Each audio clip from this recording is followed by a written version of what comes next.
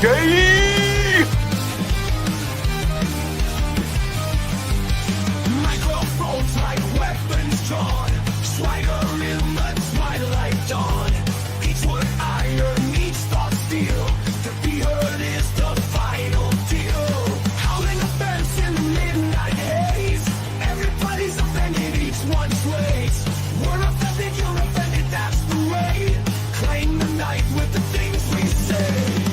Gay! Broken dreams. Voice to voice, let it scream. What's real in this foggy light? Battle hard till the morning light.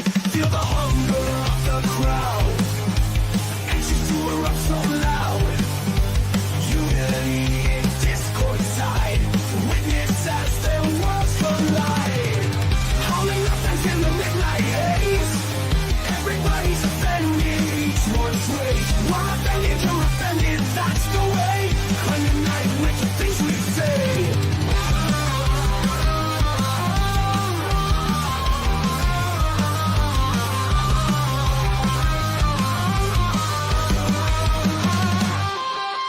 Truths clash like broken dreams. Raise your voice, let it scream.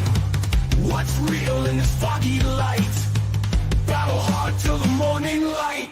Feel the hunger of the crowd. Anxious to erupt so loud.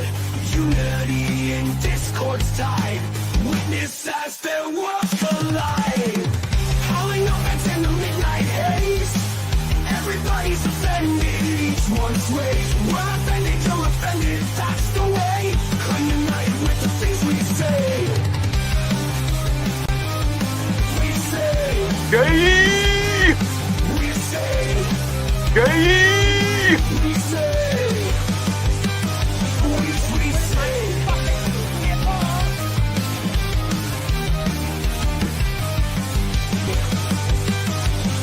We say.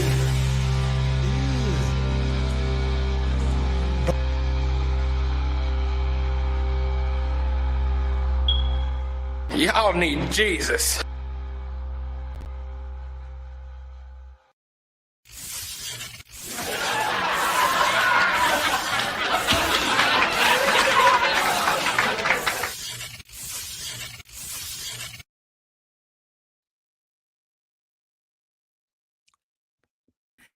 Hey, what's up, everybody? Welcome to We're Offended, You're Offended. I'm Kim. Ha, you did it. This is Tyler, and it is Wednesday. Bow, chicka, wow, wow. If you are new here, hi, hello, welcome. And if you haven't already, please hit the little subscribe button down below. And thank you for clicking on us to listen to the craziness going on in the world today. Do you have Down syndrome? What the fuck? Oh, we're starting already. Well, we're starting. I'm sorry. You said what? What is that? Why would you say I have Down syndrome? She's in timeout. So we're going to be talking about, of course, Mark Carney was caught on a hot mic, saying that MPs are basically useless. You don't need them. They ain't good for they're good for nothing. So we'll go over that a little bit. Also, an interesting story that that's coming out of Quebec, because if Quebec isn't anything, they're useless. So we'll talk about that. Well, I guess I'll give you a little not pièce de resistance. That's not it at all. Trees are people. They're sentient beings. They have consciousness. So What? that's an interesting little discussion there. Also, I guess we'll go over some of the stuff that's going on in light of the shooting that took place in Montreal and the media spin and narrative that has come out from that. So we'll go over that, and of course, we will have a new installment of Bury the Beaver. So yeah. We will get into all of that funness, but before we do, Leo, kick it. meow. How can we dash when our hurt is turning?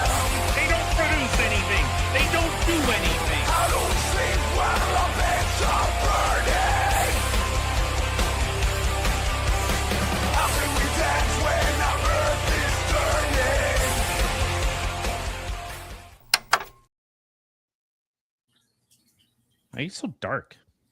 Why are you black? Why are you so white? God. 'Cause I'm white. Okay.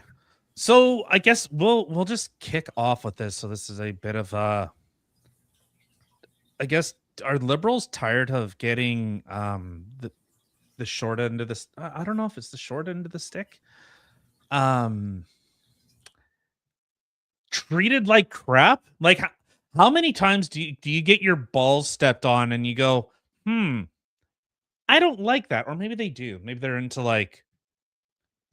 Oh my God, I have stories. So this was when Mark Carney, I believe, was he in? Crap, I'm blanking on where he was. Is it Croatia by any chance? That sounds righter. I mean, it says right on the screen, Mark Carney tells Croatian prime minister. So I'm just guessing here. I don't think it was. Hold on, Mark Carney. Well, anyways, while this is playing, or whatever. You just have MPs and they're not. They're useful for votes. Yeah. No, but you're more or less British system. We have exactly. Yeah. So you need, yeah. And same with all the cabinet members, exactly. Did you guys catch that? I'll play it again. You just have MPs and they're not. They're useful for votes. Yeah. No, but you're more or less British system. We have exactly. Yeah. So you need, yeah. And same with all the cabinet members, exactly. MPs are only useful for votes. Useful for votes. Oopsie. So then the Canada Proud continues. Then he makes another comment about how his cabinet ministers, but the comments from the Croatian prime minister he was responding to is inaudible. Yeah, speak English. It shows, yeah, and it actually, I'll finish with, regardless, it shows yet more contempt that Carney has for Canada's representative democracy.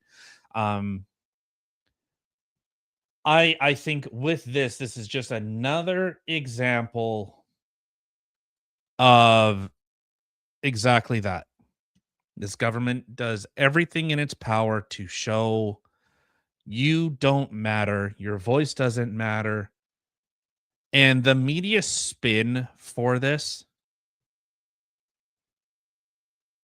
you always, well, did he really? He didn't mean it that way. Well, how else are you supposed to take, like, yeah, they're basically useless except for votes. It just lets me do what I want to do. Not only that, you can tell a lot by what people say when they don't know they're being recorded. Or how world leaders view their own populace. They see them as a barrier to doing what they want to do. Could you imagine being in a job and you hear your boss say that you're essentially say literally that you're useless? Right. I'd be like crushed. You know, I in fact, I had a boss do that, say that you are a dime a dozen, you are replaceable, we don't care about you. Well, I ended that contract with them post haste, because I am not going to work for a company or contracted with a company if that's kind of the view they got. They look at you as you are beneath me. And in fact, there was a wait, before you move on, I feel like you're going back into the article here. Okay, right? But can you do me a favor? Can you, in your best British accent, go adjust your glasses and say post haste, please? Post haste. That was horrible. Works for me. It sounded like you should have said that word just in British and then just carried on. Did I say post haste? You did say post haste. I was like, oh, look at you, Mr. Snob. Oh, crap. I'm such a douchebag. Oh, man. Are you big words there? Well, you can get on with the rest of the story post haste. Well, so that's part of the story. So we'll shift a little bit with this. So this is out of the Western Standard. Prime Minister Mark Carney has once again been caught on a live microphone, this time appearing to tell the Croatian Prime Minister that his MPs are just useful for votes. The comments were overheard by a media camera pool in Ottawa. Oh, this is in Ottawa. Oh, well then, that's even better. That's even better. When Carney welcomed Croatian leader Andrej Palin, I don't care. Your name sounds funny. Before the two leaders announced a new commercial deal between Canada's Remote Robotic and Croatia's Orca to expand drone manufacturing in Canada.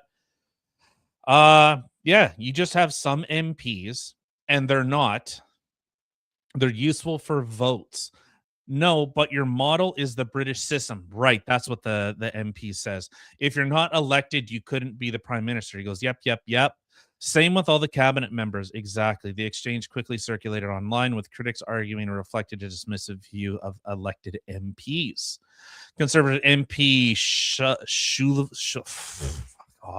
criticized Carney's comment on X, saying MPs are useful for votes.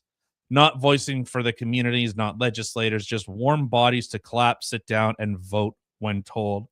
God, it's about time someone noticed. Yeah, right? I mean, I now understand why there are more than a handful of Liberal MPs who dislike Carney. Exactly. And that's the point I wanted to get to. There has been a lot of talk that Liberals flippin' cannot stand him. They hate Carney, but good little trained seals, he's pretty. But they will sit there. They will march in lockstep. They will always just toe the party line. And this shows, as you said, what they really think. yeah. You know, it's like do you sit at a red light even if you know you wouldn't get caught? Do you sit? It's like that type of thing. It's 100%. How you act when no one is watching. Mm-hmm. And these people say this stuff out in the open. Remember, 5 conservative members flipped, but they were useful enough in order to push the agenda he wanted to through. Well, of course. Do you think he actually wanted those people? Do you think they were his first pick of people to join his side? Of course not. It was, we need them because we get seats. So who do we think that we could mold into the perfect Liberal, or at least one that'll vote for me? Exactly. This just continues. The liberals, I guess they like the old CBT. What, cognitive behavioral therapy? No. CBT? And what does that stand for in your... I can't say it. Can you private chat me, please? Oh, yeah. Oh.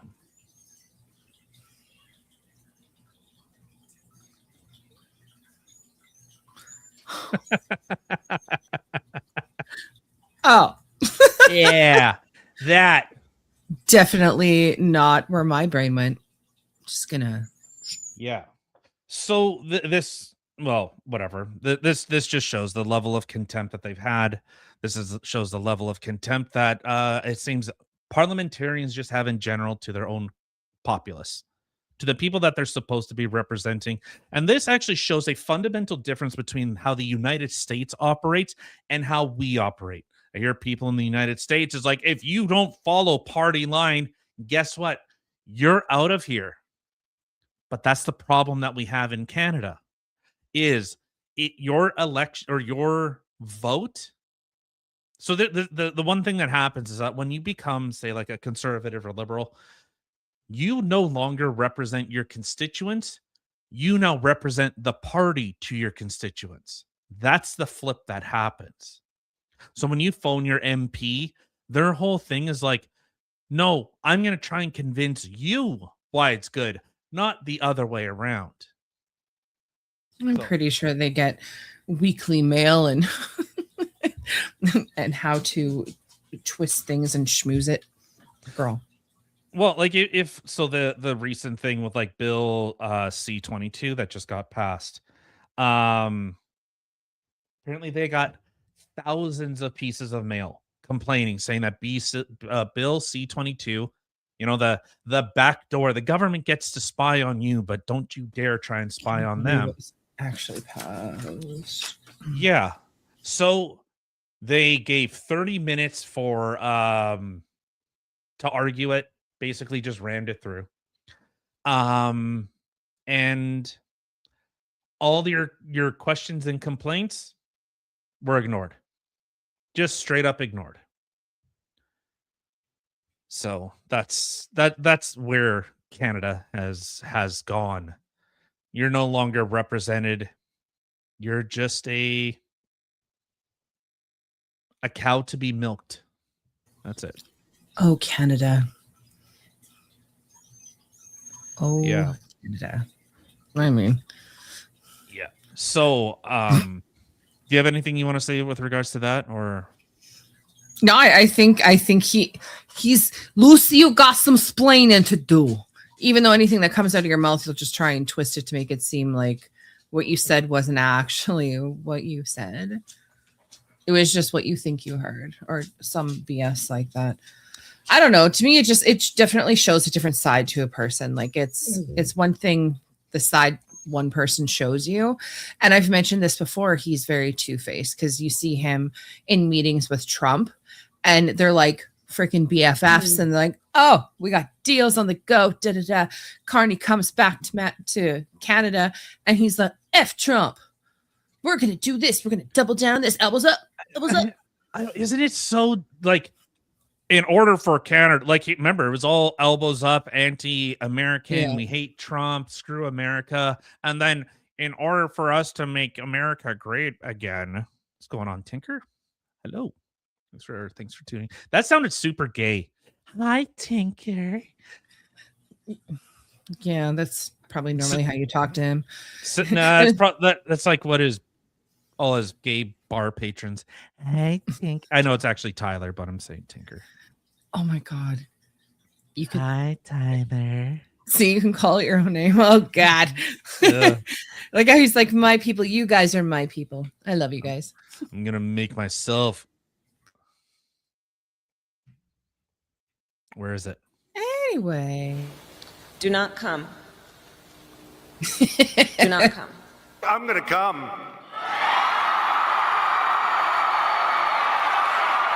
Wait for it. Oh. Stop. I love how he makes like the noise at the end. He was like, stop. Oh. Like, just... Stop it, guys. Don't do it, guys. I wanted to play this video. This came across my timeline and I don't know how to really bring it up. Oh, I can imagine. Joke's on you. I'm recording it all. Just call me the P. Diddy of Canada. So I couldn't find the original video, mind you. It's on TikTok. I don't have TikTok, so but I came across this, and it's why are you quite a sober? Are you fucking serious? I'm literally in the middle of talking, dickhead. No, the funny thing is, there was a silent mark, and I. Okay. No, you're not allowed to talk anymore. Sorry, that's some breaks. So this came across my timeline, and I'll just play it. All right, you're allowed to speak now. I feel about this. I'm actually glad that Charlie Kirk was murdered. Probably not for the reason you think. I was at work when I first found out. A fellow employee had wandered up to me, cell phone in hand, and asked, "Did you hear that Charlie Kirk just got assassinated?" And I, without even a moment's hesitation, responded, "Good! That Nazi white supremacist piece of shit." I had never before witnessed such a perfectly blended expression of disgust, disappointment, sadness, and surprise, all through the window of another man's eyes, or experienced a silence so uncomfortable as the one that followed. And although that look on his face now haunts me more and more with each passing day, at the time, it only made me distrustful and upset. But so he's realized? that the sentence which followed would end up becoming the most profoundly psychologically impactful question that I've ever been confronted with. Have you ever actually watched any of his debates? I decided to end the conversation immediately. This man was clearly a lost cause, one of those intellectually dishonest Kool-Aid drinking types who refuses to engage in good faith with any perspective which contradicts their outstandingly narrow and propagandized worldview. And by this man, I mean me. Yeah. Because I hadn't actually watched any of his debates. I was basing literally every single thing I believe about a human being with thousands of hours worth of publicly available recordings of himself openly expressing his opinions on a small handful of out-of-context clips that had been curated for me by algorithms and media organizations being funded by the political opposition. I foamed at the mouth, right along with the rest of those rabid and bloodthirsty dogs, gleefully mocking those who had been saddened by his death and downplaying the atrocity of it all by suggesting that political violence is just an unfortunate yet necessary step toward our coveted socialist revolution. That is, Wrong. until I began to notice a common thread. The exact same comment being repeated ad nauseum in nearly every single online space. Have you ever actually watched any of his debates? Exactly. I didn't think much Mm-hmm. I'll let it play out. Sorry. of it at first. Of course, right-wingers are all regurgitating the exact same talking point. They're in a cult. They're brainwashed. It was an ordinary and boring morning on the day I found out that I am a monster. In that moment where my curiosity got the best of me and I decided to click on some random YouTube thumbnail of Charlie Kirk with his goofy and gummy smile in an attempt to reaffirm my preconceived biases. And it was an unusually stressful afternoon on that very same day when I spoke to my father for the first time in years, despite the fact that he had always loved and supported me unconditionally. And it was a never-ending sleepless night, coming to terms with the fact that literally every single thing I thought I hated about the right, the bigotry, stupidity, violence, vitriol, and narrow-mindedness was actually just an outward projection of hatred toward my own self. Charlie Kirk is my hero. He opened my eyes to the cruel and manipulative nature of our political media, brought my family back together, and taught me how to love again. And to anyone who takes issue or offense with that, We need to do show this exactly what he to would have done and all challenge you to answer a liberals, simple, insane honest, liberals. and straightforward question. Have you ever actually watched any of his debates? Wow. Ooh. I did not expect where that was going. I'm listening to this guy and I'm like, oh God, I got things to say. And then he kept going and wow. High five to you, sir. This shows I have friends of mine that are like that, Charlie Kirk was a blah blah blah. And the racist, homophobe, and all of these types of things. And it shows how, even though I don't share his ultimate ideology of Christianity, he was so effective at it, so effective at being able to communicate that. And very much, as this guy's saying, you see the narratives. I think a lot of people don't know how to actually think. They outsource their thinking to other people. They look for people that affirm their view or that they mostly accept or 100%, and they just outsource their thinking to someone else. And they just let it happen. They let someone else hijack their thinking. Tinker, I don't know, man.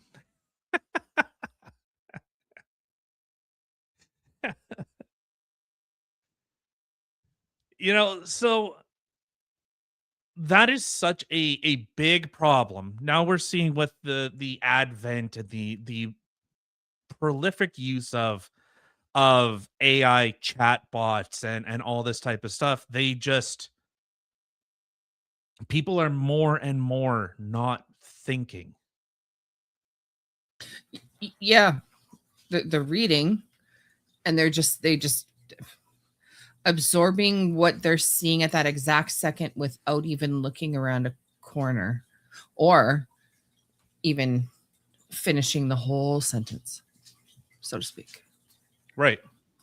And actually taking time to digest what's actually being said. It's one thing to hear what's being said, but to understand. You know, the funny thing is I've noticed in a lot of situations, Charlie Kirk was one of them. I can't remember what it was he said or what it was that I was watching.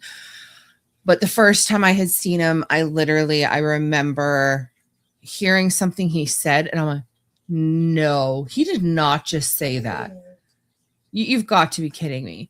And it seemed to me just so unbelievable that somebody would agree with something like this, kind of like how I felt with the whole avarice heaven maxing thing. Like it was just, there's no way.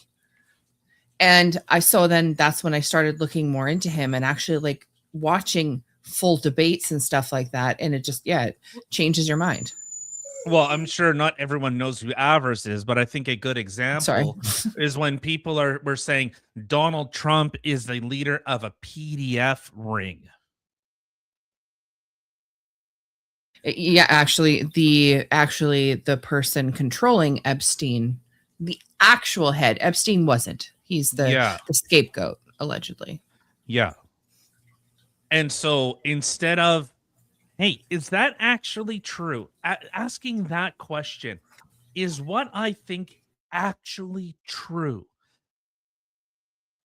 And I think a lot of people are just, they're afraid. You know, I've used the example. The mask came off during COVID. Oh, yeah. We've seen how people act when all COVID really showed to me, kind of looking back now, a lot of you people shouldn't be anywhere close to the levers of power because you guys were given an ounce of it. And almost everyone turned into these tyrannical sycophants, absolute not hedonistic, heretical, no, not heretical, that's a heretic, dogmatic, unthinking tyrants. And it almost put into perspective how power functions, the benevolence of someone of having absolute power. Think of like the founding fathers of the United States, or even within Canada to some aspect. They said no one should have that much power with regards to the United States. No one should. That's insane because people are corruptible. People are It's facts. That. I've known many temporary supervisors or bosses or whatever it may be that exactly that they just power trip. They get that little bit and it's like they have to prove something and they go psychotic. Yeah. And I think that's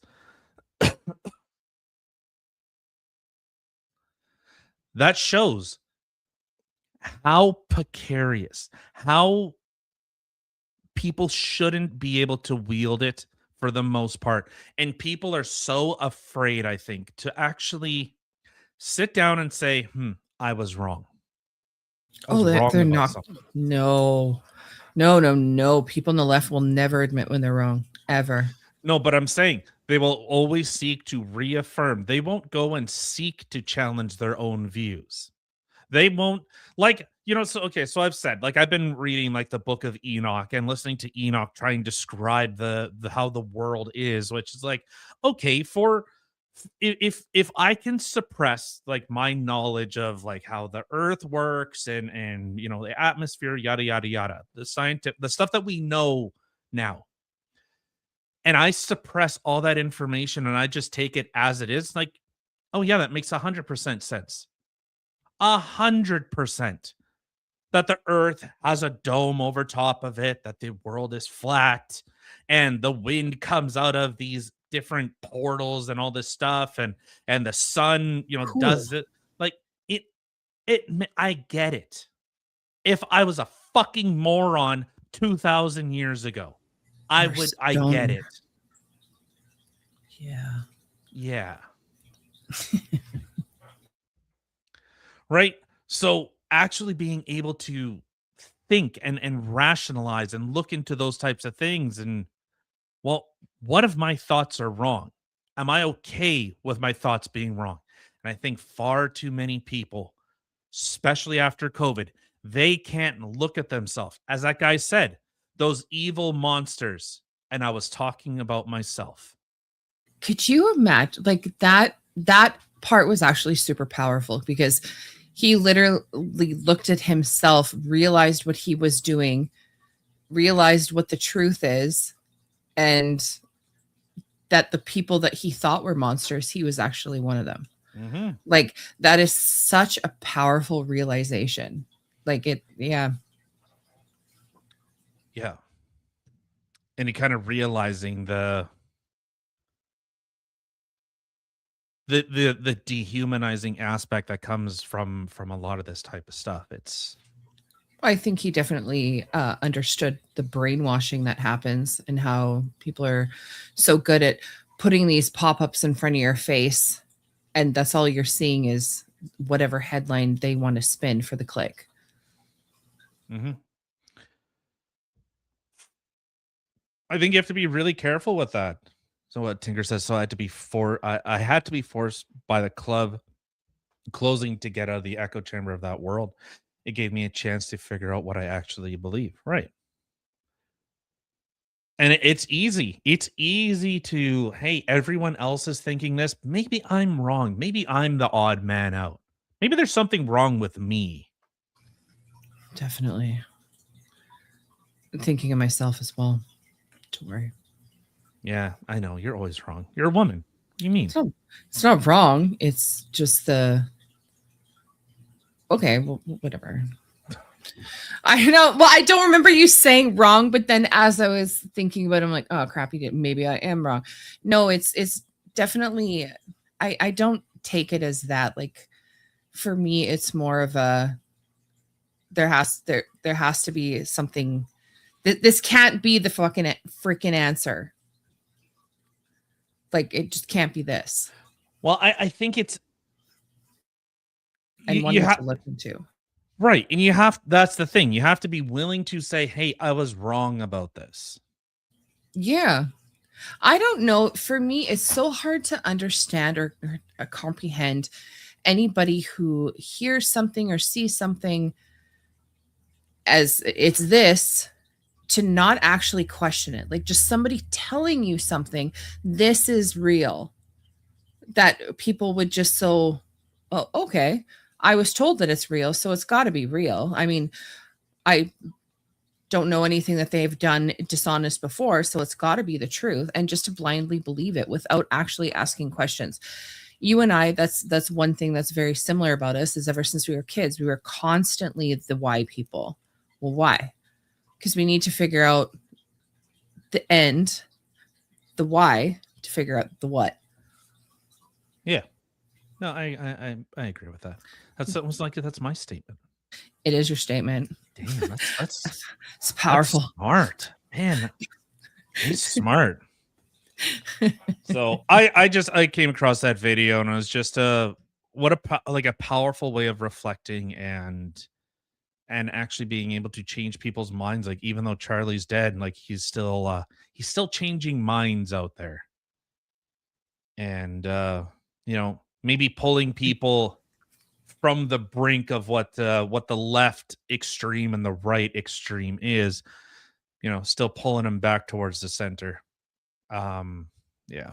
So. That is nice. At least, I don't know. I feel that since I've seen of his murder, to me, it seems like more people are looking into him, more people are listening to him. And I think in this particular situation, he's definitely one of the good ones to be listening to. Like he is literally the perfect balance of both worlds. And people wanted to villainize. Yeah, he was like as milquetoast as it came, but all right. Speaking of, so from something totally normal and rational to something completely uneffing hinged. Oh, Quebec. I'm scared. So this is out of the National Post. Quebec town officially recognizes trees as sentient living beings with their own rights. So Terresville, I don't care.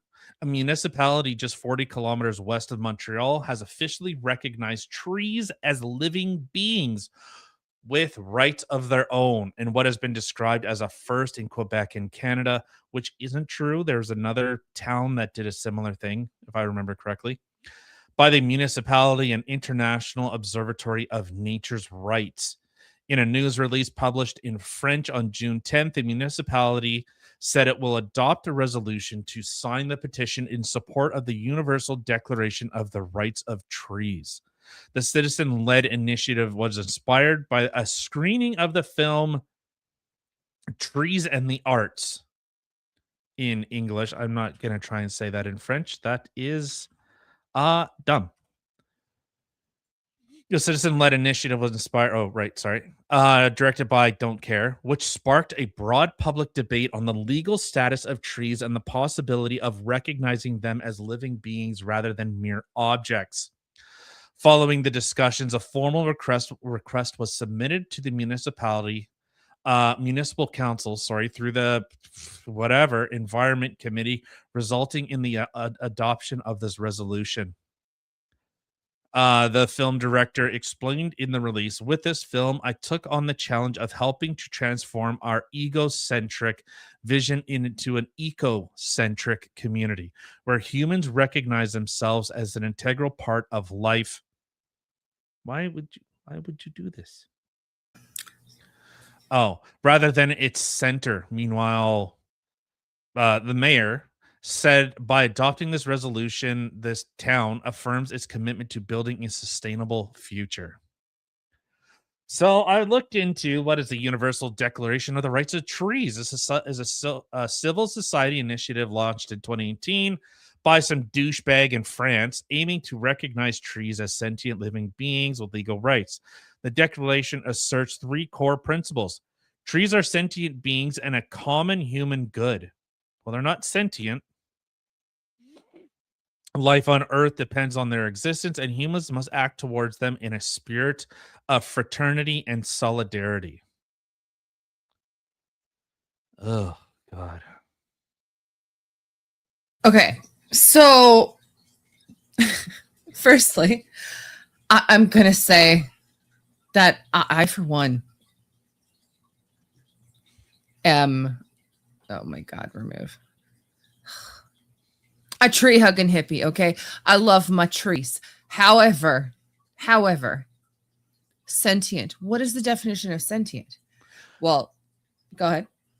No, carry on. No, it's a first person experience, somebody who actually can feel pleasure, pain, warmth, comfort.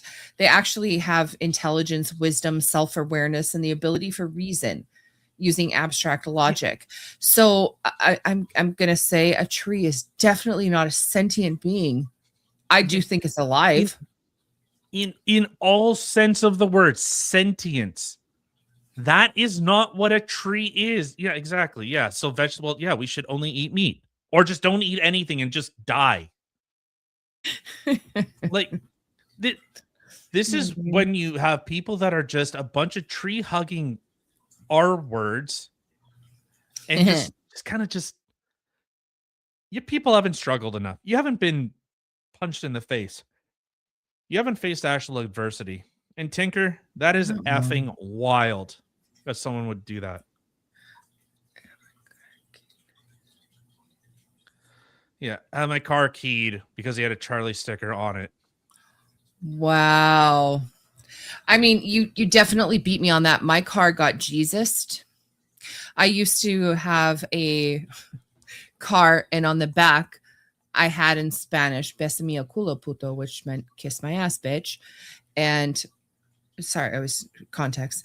And also, I had another sticker on the back of my car that said, "If you're going to ride my ass, you can at least pull my hair." Haha. I had cops laugh at that one from behind me. That was fantastic.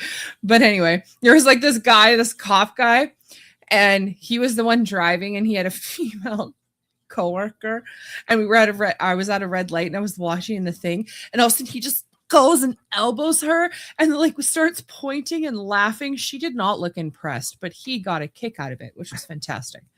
But anyway, back to being Jesus. So because of those stickers, I came out my vehicle, somebody appled it. They threw a bunch of apples at it and smushed apples all over my car, and then put a pamphlet for one of the churches in Transcona for me to go to. I'm like, wow. Oh my God. No pun intended. Right? Like, but King is far worse. yeah. So, okay. So trees are supposedly sentient beings. First off, no, they're not. Like, this is an avatar. This is such a,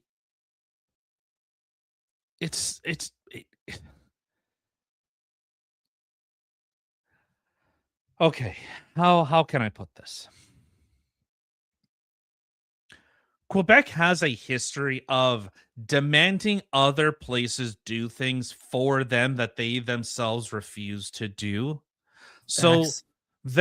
so basically with this area and larger, I'm sure this will grow in Quebec because Quebec is dumb.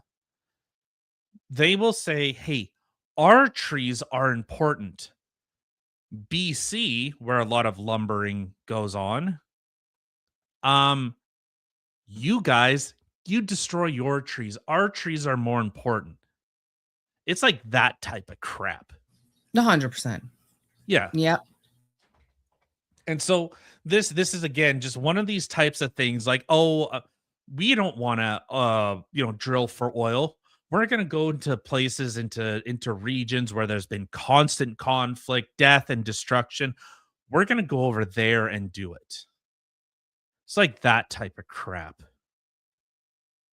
So instead of actually being able to do that type of thing, actually, I don't know, build houses. Like, even like in a philosophical sense, trees aren't alive. They're not alive. I don't think they're alive. How can you not think that they're alive? My mouse died. Good. Carry on. Speaking of dead things. Sorry. Okay, so what do you mean you don't think they're alive? How do you not think a tree is alive?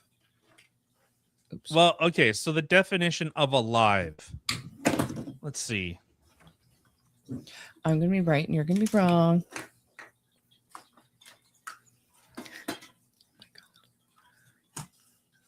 Okay. So the philosophical definition of alive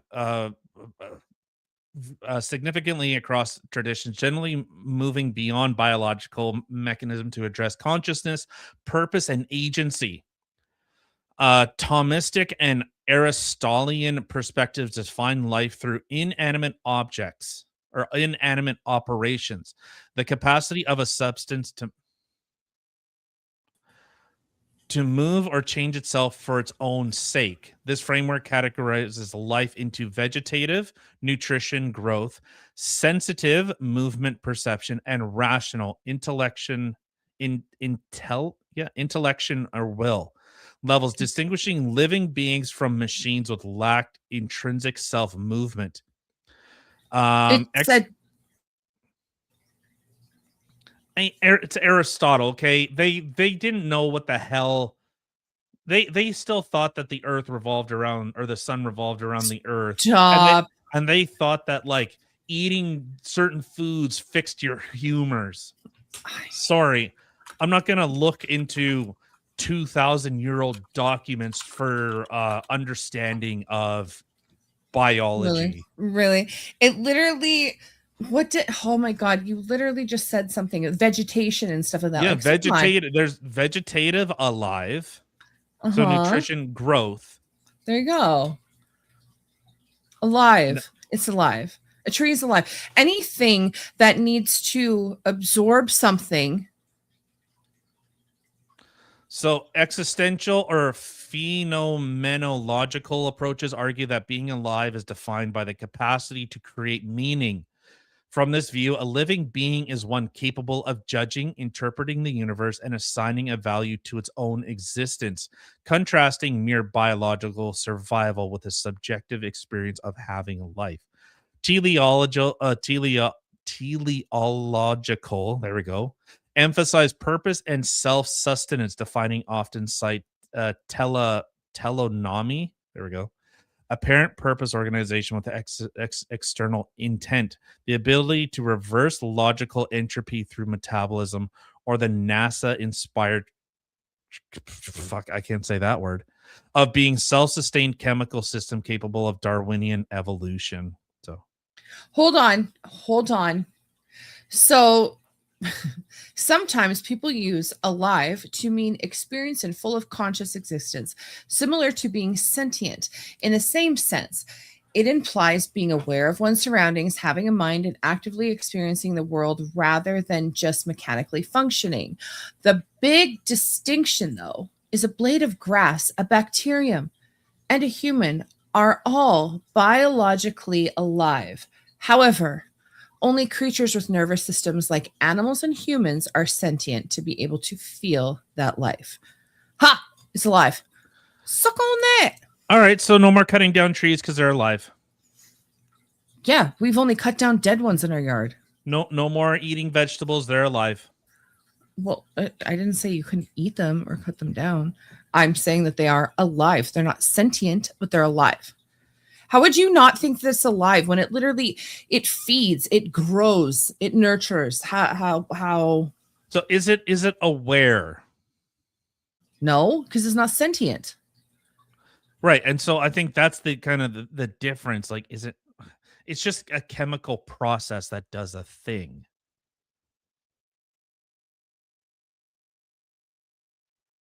Like a tree is just like, okay, so if a thing grows, so like, is the earth alive if like an asteroid slams into it and it gains mass? Like, is that alive? No, the earth itself is filled with lava, rock. That is not anything dirt. That's not anything Trees. that is weight. The earth itself is a rock. It's got lava. It's got dirt. Those things are not alive. The things that grow off of the dead, the non-alive things, and the things that are there that feed off of those things as well, those are all alive. So What you talking about, Willis? Which dumb thing did I say? There's too many. So okay, so like how this is kind of being looked at is like, trees are irreparable. We need trees, which it's like, yeah, but you know how you get more trees? You plant them. You give them a reason for having a value rather than just they have intrinsic value. Like, if you want to plant more trees, buy more books, buy more paper, give a reason for more plants to exist. Like, that's how this type of stuff goes. But to say that they have rights, just intrinsic rights. No, that's really weird to me. This is where you've lost me. I mean, the only part that I had an argument against was you thinking that trees or plants are not alive, but they are alive. But the rest of this, these people considering them sentient beings and saying that they have rights, are you fucking serious right now? Yeah, so okay. Like, So tree rights represent a legal and philosophical movement granting natural entities such as trees and ecosystems inherent rights to exist, flourish, and regenerate, shifting them from mere property to protected legal subjects. This concept, rooted in Christopher Stone's 1972 essay, Should Trees Have Standing?, argues that nature should have legal standing to sue for damages. Oh, shut your face. How do we calculate damages for nature? Like, are we just supposed to cut nature a check and like who's cashing this shite in? Is the local Barry the Beaver coming in and being like, I'll take that check, thank you? Like, who do you give the check to? Oh, let me guess. Hold on. If they can sue for their rights, I bet the check will go to the government. What? What? You mean just more totalitarian overreach? Yes. I bet they're lapping this up. Yes. Trees have rights. Ka-ching. So this from the Globe and Mail, I guess back when balls fucking paywalled. All right, never mind. It's such a nature is just oh man, this Jesus Christ. What and how do we know which trees are more important than others? Oh, well, you know what? You know how, Tinker?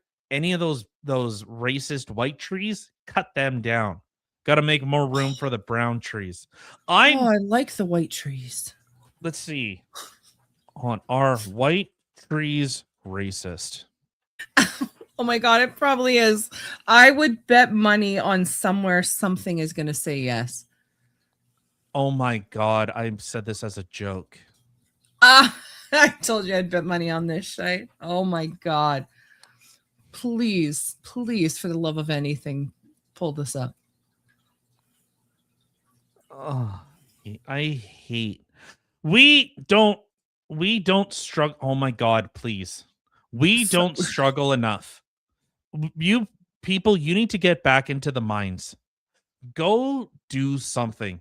The question of whether trees are racist is a subject of debate primarily centered on the 22 documentary Racist Trees, which examines a row of tamarisk trees in Palm Springs, California. The film explores how these trees planted along a golf course physically and psychologically separated the historically black Crossley tract neighborhood from the surrounding affluent white areas, leading residents to view them as instruments of segregation. You know, you can walk around trees, right? Like, it's not like they don't like come down. It's like, listen here, Negro, not today. You stay on that side. I know that you normally burn me, but I'm gonna burn you today. Oh no shit. Oh my God, I was joking. I was joking when I said the white trees are. Additionally, the phrase can sometimes refer to the horticulture practice of planting tree trunks white for pest control and sun protection, a practice that has occasionally been misinterpreted or mocked in social media context, though this is unrelated. Oh, thank fucking God. Thank God. Oh man, I was going to lose my mind. I think I'm already losing my mind. This is enough.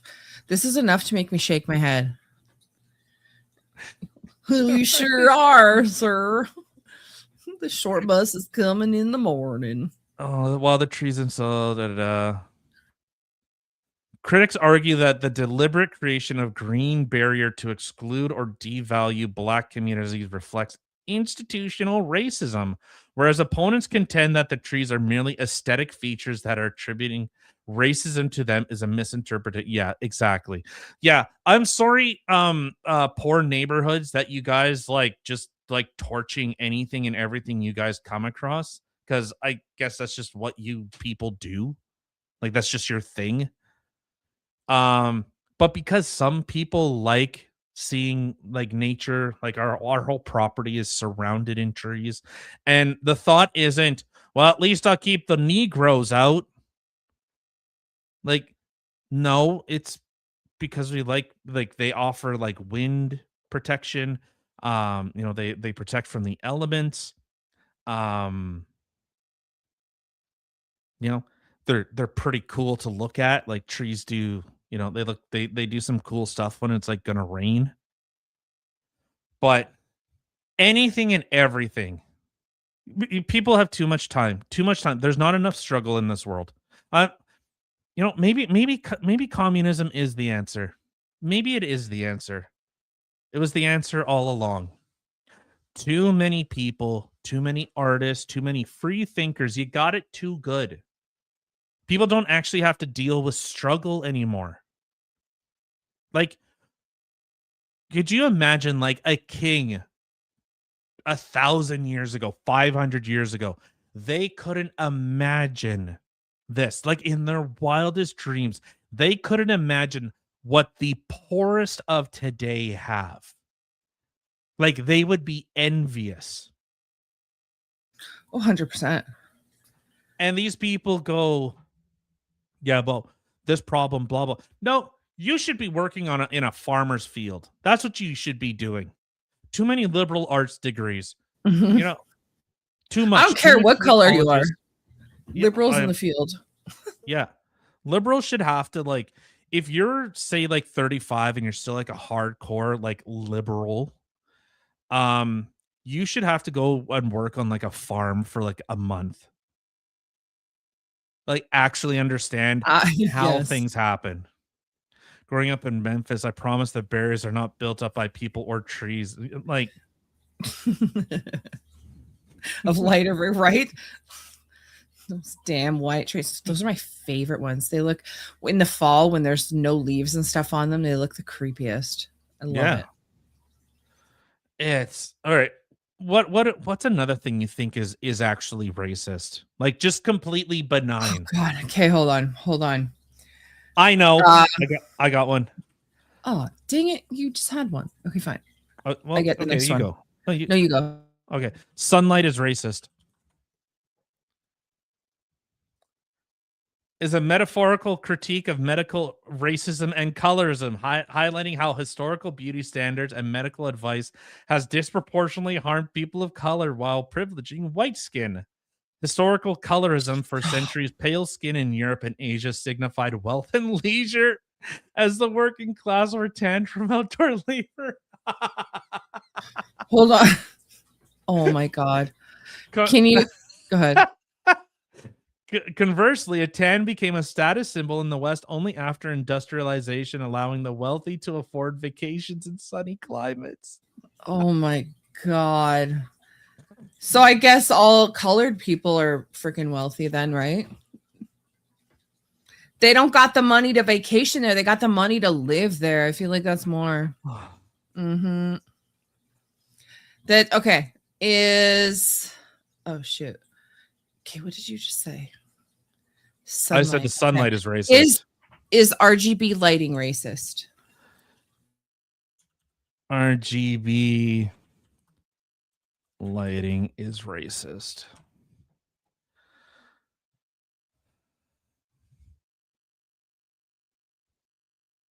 Oh, man. The claim that RGB lighting is racist is not a factual statement, but rather a subjective opinion or meme found in online communities, often conflating the visual aesthetic of rainbow lighting with LGBTQ symbolism or using hyperbolic language to express dislike of the trend. Aesthetic fatigue.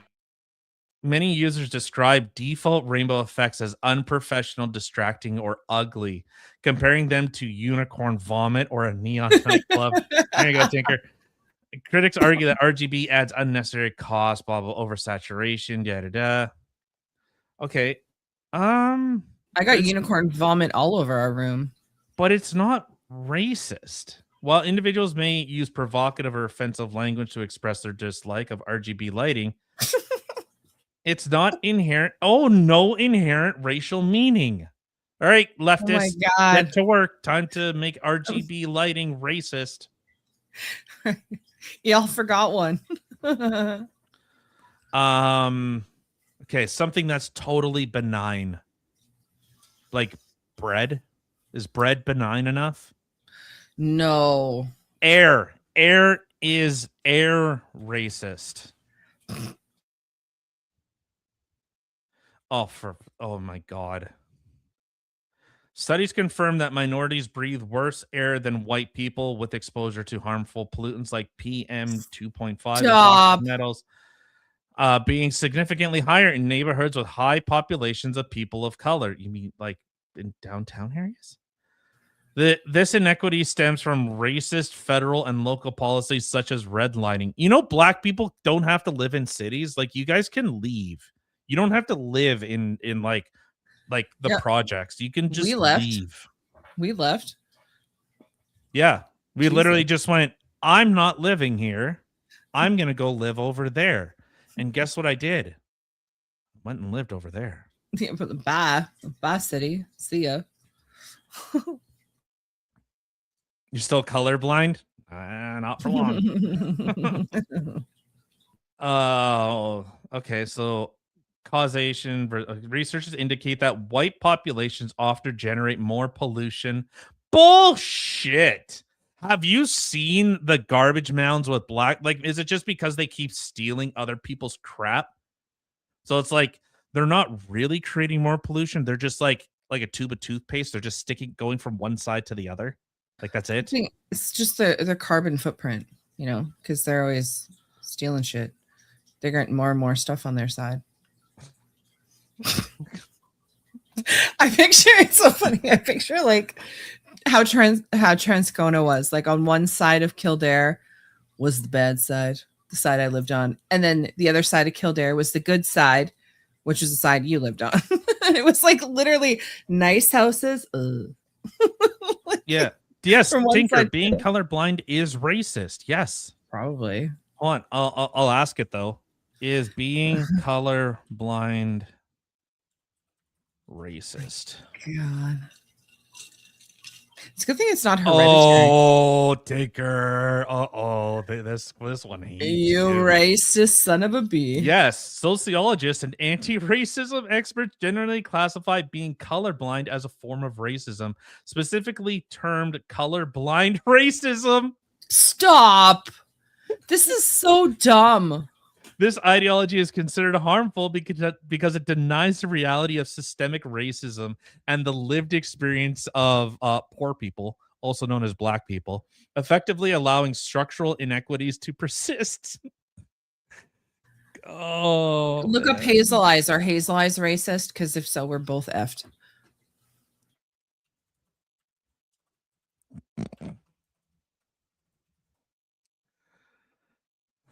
Yes, all dogs are racist. Yes. Oh, phew. Our dog is. One of them is. Ho. Legit. Oh no, they are It's not. not. Eye color is a biological. Okay. However, that's what I was looking for. Some online discussions have framed the categorization of hazel versus brown eyes as a form of colorism or racism. Oh my God.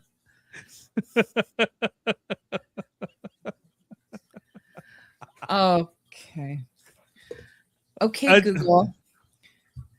Oh no, my phone dead. Shoot.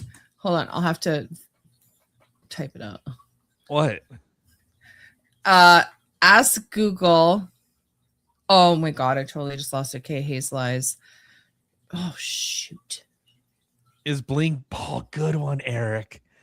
Is being blind racist? That's a good one. Okay. No, being blind does not inherently make a person racist. Yeah, that's what I'm waiting for. But research confirms that black people can and do hold racist beliefs. Well, duh. What?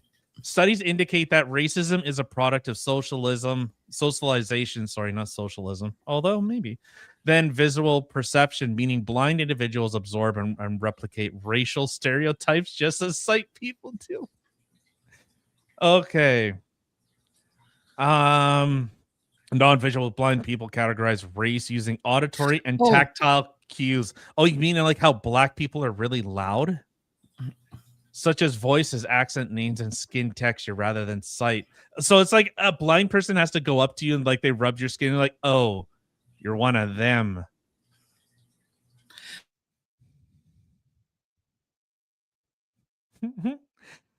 While sighted people. Oh, that's what we're going by now.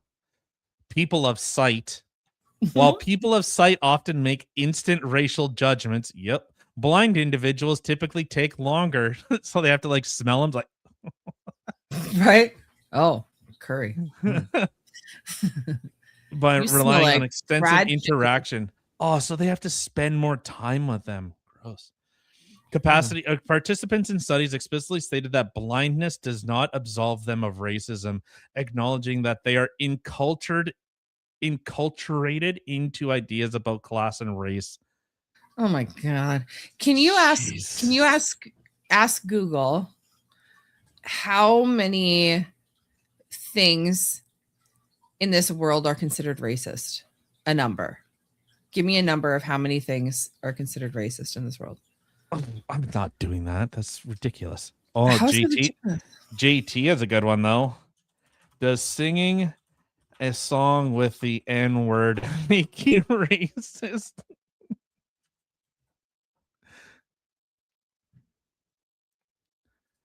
Uh, Opinions on whether singing a song contains the N word makes one's racist are divided, with some arguing intent matters and other focusing on the word's historical impact.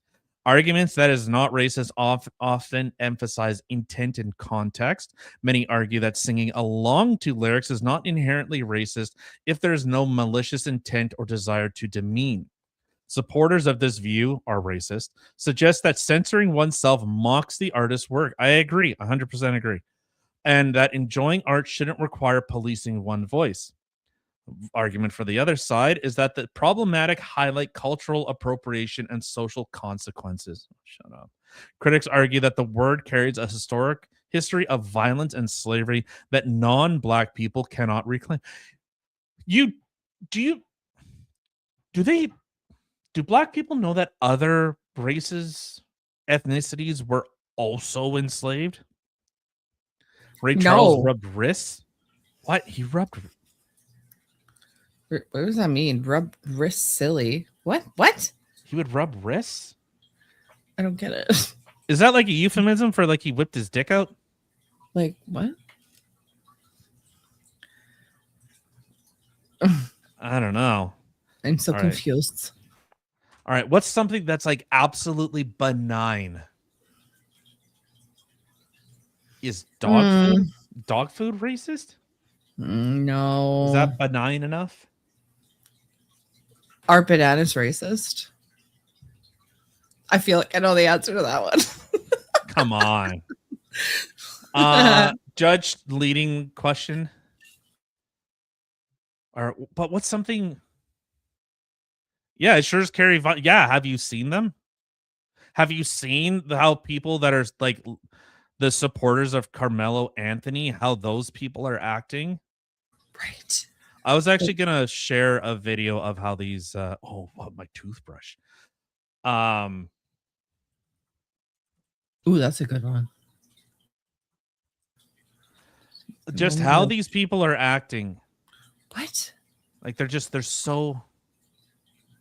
How How would you find if somebody's attracted by rubbing the wrists? What does that? I'm so confused. How would he know if someone was attractive or not by the wrist? Interesting. Those blind people, they got the sixth sense, eh? So rub some wrists. Oh man. Okay, so the toothbrush racism meme, recent online trends, particularly on TikTok and Reddit, has circulated a hot take claiming that brushing your teeth is racist. This argument generally stems from the idea that white teeth are Eurocentric beauty standard and the act of brushing is tied to historical racism, biases regarding hygiene and appearance. However, this is widely regarded as a provocative rant of satire. So that's provocative. Oh. Conclusion: a toothbrush is not racist as a personal hygiene tool. Perceptions of racism related to toothbrushes are limited to specific social media memes about beauty standards, individual acts of bullying, like the Bosch case, which is up here, or historical advertising controversies. So, no? Confirmed toothbrush not racist? Although this Brianna Brochu profile incident involving Brianna Brochu, a former student at the University of Hartford, not Harvard. Brochu was accused of bullying her black roommate Chanel Rowe by spitting in her coconut oil and placing her toothbrush where the sun doesn't. That has nothing to do with racism. That's just a chick being an ass. Yeah. It's like, okay. All right. So there you go. We've learned something. I feel like everything is racist nowadays. Legit. All right. Should we? No. We got completely sidetracked, but that's okay. I do have some interesting videos I wanted to show. Okay. There's just 3 of them. So we're not doing the Montreal thing? We can still do the Montreal thing.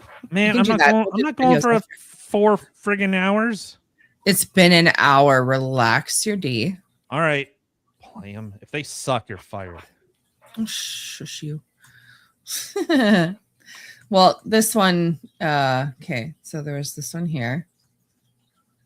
New law will make it illegal to call them mother and father. Nate Foy has the details on this. Nate? Hey, Jackie. So, yeah, New York Democrats argue the words mother and father are outdated and need to be replaced with more inclusive terms under state law. Hey, he's in a Peterbilt. Now is Governor Kathy Hochul's signature. So if Hochul approves, in New York's family court and in domestic and education law, a mother would be labeled as a gestating parent, a father as a non-gestating parent, and paternity what about gyrating to determine the child's father would be called parentage proceedings. The bill passed the state Senate this week and the state assembly back in March. It passed the Senate. I fucking hate it here. So let me get this straight. We're taking words that everybody knows and understands and replacing them with ones that sound like they were invented by a committee that gets paid by the syllable. Yes. Humans inherently shorten words.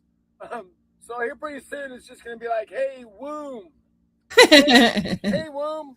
Can I have some cereal, please? I'm sorry, I mean fried grains and rice and fluid from a hormonally manipulated female cow. Give me a fucking break. Oh, shut up, non-womb. You're not the gestator. You're the seed ejaculator. Hey, seed ejaculator. Want to play catch? This is a fucking joke, guys.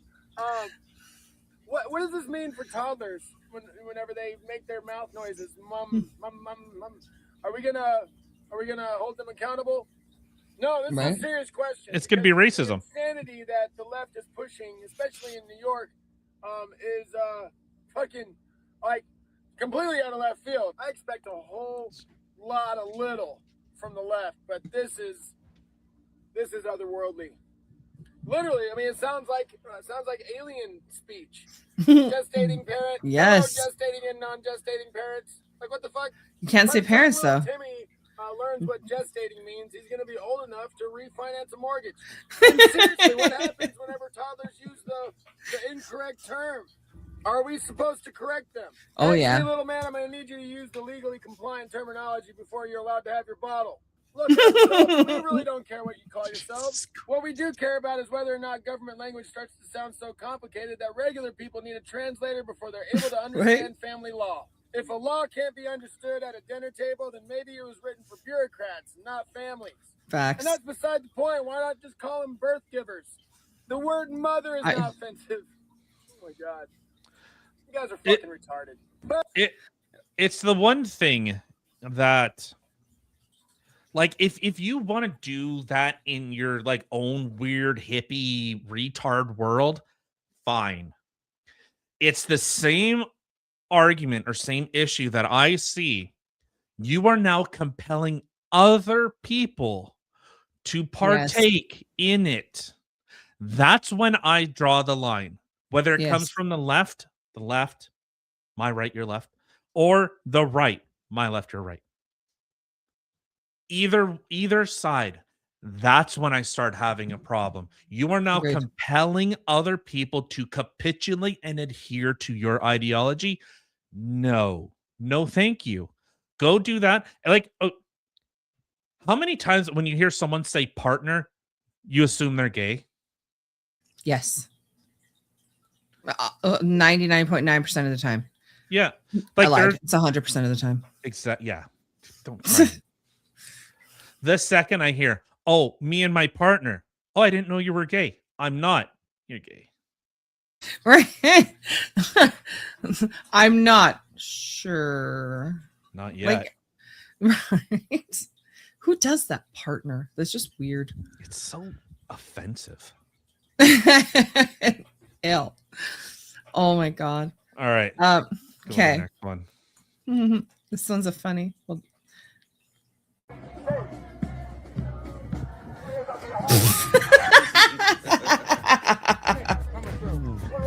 oops. Love it. Protester at an ICE facility. Just had to learn the hard way that you should probably do that. Or Yeah. that you probably shouldn't do that. Don't go where cars go. You learned this when you were like 5. Right? Don't go where cars go. Bad kids.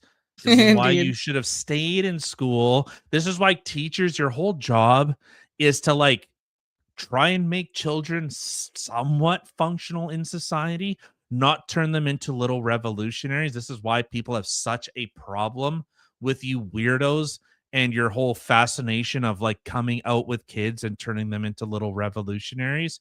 It's because they don't understand that cars go on the street. People off this, there's a designated spot for people that aren't cars to go. I am so special. I am literally all of the letters in the LGBTQ mafia. So if I want to go in the middle of the road, you go around. You go around. I'm like a moose. Go around. Well, you, yes. Oh my God. Okay. So 2 for Pride Month. That's great. This is in your schools. Happy Pride Month. But do you notice a trend? I don't know. There's not very many white people in there except the teachers. Look at these people like, yay. Do you notice like the kids are all colored, but the teachers are white and they're the ones that are getting the kids to do these things? Just saying. So the video that you saw there was posted on Instagram by this school. Yeah. Yeah, Ontario, you guys have a massive problem. Yes. I'd say people need to start getting real vocal with this stuff. We're done with this. I've made my opinion on the whole LGBTQ ideology. I think it is a pro-genocide ideology. I think it promotes eugenics and sterilization and encourages children to do the same. In fact, let's go a little bit more. 60% of people who identify as LGBTQ are autistic. So they want those same people, the same people that are, we need to be compassionate, we need to be loving, are telling handicapped people that you should be a genetic dead end. We don't like, is that not the most rude, like most hurtful thing you could say to someone? You shouldn't reproduce. Your genes should end with you. That's how repulsive you are. You know, ew. But you saying what you said just before you said that about, you know, a lot of them are like autistic or mentally handicapped. That one video that I showed of that handicapped person in a wheelchair that couldn't talk, they couldn't do much of anything, and their guardians are considered this person trans and had them go for a mastectomy, which is absolutely disgusting. It's evil. What? Yes, Eric, you've been told that you're a genetic dead end? Man, that sucks. That sucks. That's really sad. Like, but that's what we're actually encouraging, to tell kids that you shouldn't reproduce, you shouldn't have kids. Your genetics are so screwed. I mean, wow. Yeah, the leftists sure are something else. And then I got the last one for, you know, whole Pride Month and everything. Oh no! Attending a Pride and Punishment wrestling event. Oh Jesus! Punishment wrestling event. We don't open for an hour. Oh, I'm not buying. Well, that's racist. I'm wrestling. I'm Cheryl, also known as the Butch Bomber. You guys probably heard about me. No, should I know who you are? Yeah, I'm a 6-time national champion across 4 weight classes. Gender classes. I'm here to take the title away from Mr. Fister. Oh Jesus! What a name! To take the title away from Mr. Fister and stand up for women's rights. I don't think so. Are you even registered to sign up to be I'm Rude. trans documented. That's racist. Trans documented. Ugh. Cheryl, the Butch Bomber, also known as the Scissor Slayer. How do you say that with a straight face? I don't know. My signature move. Nobody can get out of it. Very effective on trans men. You can't fight here tonight. Why? This is a featherweight tournament. There's people in there. Identify as featherweight? 200? Excuse me, bigot? I was assigned high-density bone structure in weight at birth by my parents' bigoted doctor, but I identify as 120 pounds. I'm trans slender. You can't just identify something that you're not. Oh. Oh? You're just pretending to be trans. You can't pretend to be a pretender. We're all the same, and I'll fit in just fine here. Trust me. So, can I go in? I'm ready to go, because I've been practicing everything all week. No, you can't fight here. Why not? Yeah, why not? I already told you. Because So you just don't care about trans slender people. I guess so. Okay. Oh. So do I need Wow. to claim we're not fighting tonight, or what? Who? My tag team partner, Jan the Clam. Probably. Then yeah. Jan, pull the Subaru around. We're not fighting tonight. We're trans slender phobic. And who was in the Subaru? You're proud of yourself. So only some people can identify as something they're not, huh? Oh, is it Blair? Yeah. Okay. I'm calling it. Thanks for admitting you're a bigot. Blair. Oh. Blair who? I've been Blair White. Oh, no. The Subaru, I'm thinking of that girl that ran over, or that got shot from trying to run into the ICE agent. I could be wrong, but I feel like that was a Subaru. I can't remember what it was. Toyota? Wasn't it RAV4 or something? I don't know. I need to look now. Renee. Yeah, he did debate with Andrew. Yeah, I saw that. I don't know if I saw that one. The trans indigenous. Oh. Not a Subaru. It was a Honda Pilot. Carry on. Yeah. There you go. All right. Should we do the Montreal thing or okay. All right, do your spiel, woman. Okay, people. Hi, everybody who's watching. If you haven't already, I'm not really sure why you haven't. I'm not fat. I'm big boned. You're welcome. Now you know.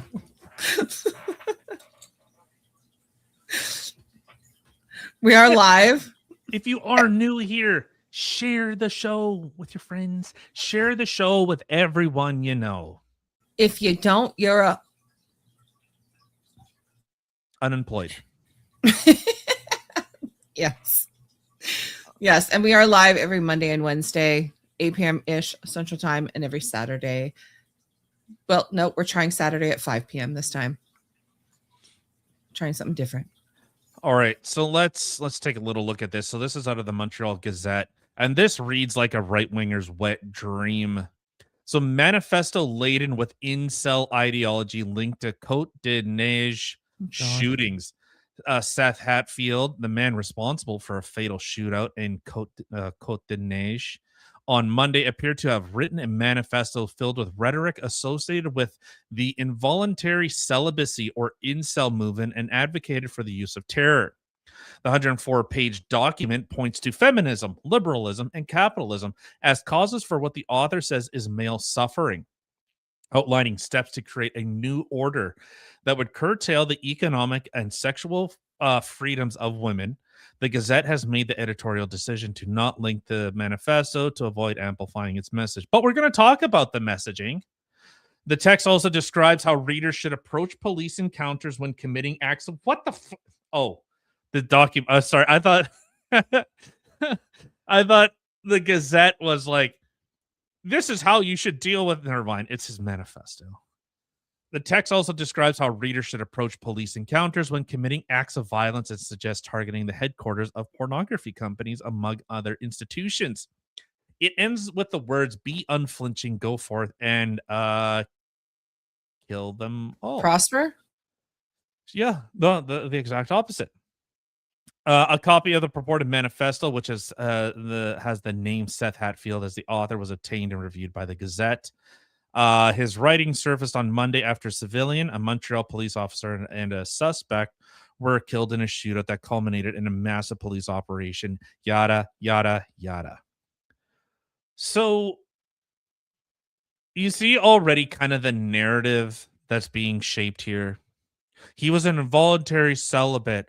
In fact, I've seen more extreme ones where they're like, he is part of the red pill community. He was one of those manosphere, blah, blah, blah, like Andrew Tate or Myron Gain type people.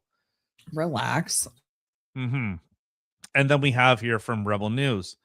Manifesto reveals alleged Montreal gunman's anti-Semitic, far-left, and incel ideology. The shooting erupted on Monday after police responded, blah, blah, blah, blah, blah. Manifesto repeatedly attacks Jews and Zionists, claiming there are many Jews within the Western ruling class and stating that the author sometimes referred to it as a Judeo-bourgeoisie class. Copy of the document obtained by Rebel News alleges that the influence of Zionist Jews upon the Western bourgeoisie is in fact so strong that in my other works, I sometimes refer to the Western ruling class itself as the Judeo-bourgeoisie class. Document continues, it's very important not to fall into the absurd delusion of thinking that all Jews globally are somehow the participants in globalist imperialist scheme, that the elite Zionists and their Western bourgeoisie allies are so desperately trying to enact in present times. So we could keep a little bit. We'll go a little bit more. So the document also praises communist system and condemns capitalism. But I thought it just said it was anti-capitalist, or it was pro-capitalism. To anybody who is unaware of bourgeoisie, the meaning of it is related or characteristic of the middle class, particularly those with strong focus on material wealth, status, and conventional social values. Yeah, it was a thing like Karl Marx talked about it. There's a proletariat and the bourgeoisie. Proletariat are like all the weak, or the poor and everything else. The bourgeoisie are like the people with all the class distinctions.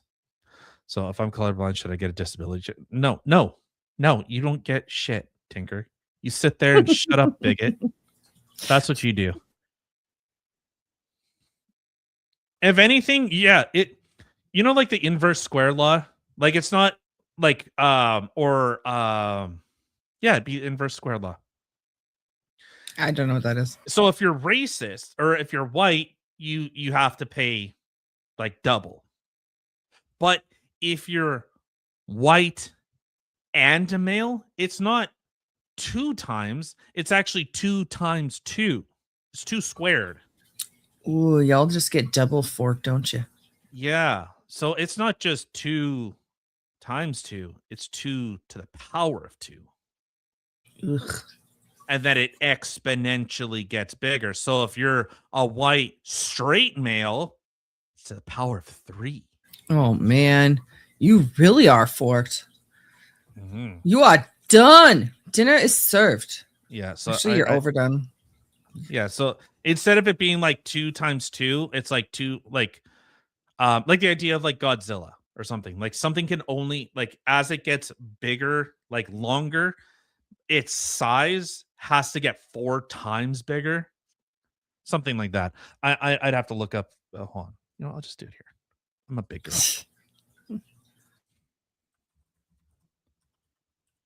Inverse squared law. All right, just give me the synopsis, okay? All right. Yeah, principle in physics science states that the observed intensity of a specific physical quantity is inversely proportional to the square of its distance. So this law applies when a conserved quantity, such as a force, energy, or radiation, is radiated uniformly outward. No, that's not it. No, wrong one. Yeah, here it is. The geometric. Okay, the fundamental cause of the inverse square law is geometric dilution. As radiation or force emanates from a point source, it spreads out over the surface area. No, what? The surface area? No, that's not it. No, that's not. It's not the inverse square law. Shut up. Wrong one. You are fired, sir. Well, Jamie, help us out. I know. But all right. So, anyways, so what we're kind of seeing is this dude hated everyone. That's it. He hated capitalism, hated consumerism, hated women, thought communism, some conservative communism was like how things should happen. Oh, yeah. Oh, yeah, right here. So, Western society and hypergamous hellscapes, it states that capitalism is a system designed to extract value from the many to benefit the few, and claims that under capitalism, human beings are reduced to commodities, their worth measured only by their economic output. Sounds very left-wing. The author further writes that the capitalist order has destroyed authentic community and replaced it with transactional relationships, and argues that market logic has infiltrated every aspect of life, leaving individuals alienated and spiritually hollow. So this guy shot up a Pornhub. Wait, what? Like he tried to end porn. What do you? So is there like there's like a central office, and he like walked in there, guns blazing? No. He was outside and he shot the building. Like shooting the building was somehow going to end porn. Like it's like porn is porn is the building, and shooting a building ends porn. I wonder how many people were filming at that moment. That was like, all these gunshots are the tea. Like, let's just use it, keep it in. Oh my God. This guy clearly was psychotic. This dude was a loser. He was a loser. What is ending porn gonna do? What is shooting a building gonna do? It's gonna do less. It's gonna give people fresh air when he hits the windows. Like, did this guy think that like shooting a building, like the building is sentient like a tree? Like if you shoot the building, it's gonna like collapse like Megatron or something. Right. Like he very well might. I mean, you're gonna go and shoot up a like your thought process to go shoot up a building. It wouldn't surprise me if the thought process was it was sentient. That's 2 to the power 4, Tinker. just you work for the black man now, all right? You work for the anti-racism groups. Yeah, like this is the oh Jesus. JT sent did we see this one? I think we did. What? He sent the Josh doing the indigenous. He's trans-indigenous. I'm pretty sure we saw that one. I think we did, but let's do this. I love this guy. So yeah, I think with the whole idea, like, so he talked about hypergamy, and it's funny, we've actually talked about the hypergamy thing. I'll see if I could find the image that I've had. I'm pretty sure that. Sorry. No, what? No, I was just going to say, I'm pretty sure the trans indigenous one is the one where he was trying to get that lady's home. He's like, okay, you can, when are you going to move out? Give me your home. So here, I'll share this. So this is the idea of hypergamy. So how things used to be, you know, you kind of like standard deviation of like 1 point. You'd either like 1 point up, like statistically, you know, 1 above, equal, or below. So that was kind of it. But now in kind of the modern world, can I zoom in? No. Okay, cool. So kind of in the modern world, even like so out of like women that are 1s to 10s are all going for men's that are 7, like 8, 9, 10. The top 20 percentile of men. So that's kind of where I think with a hypergamy is kind of going with.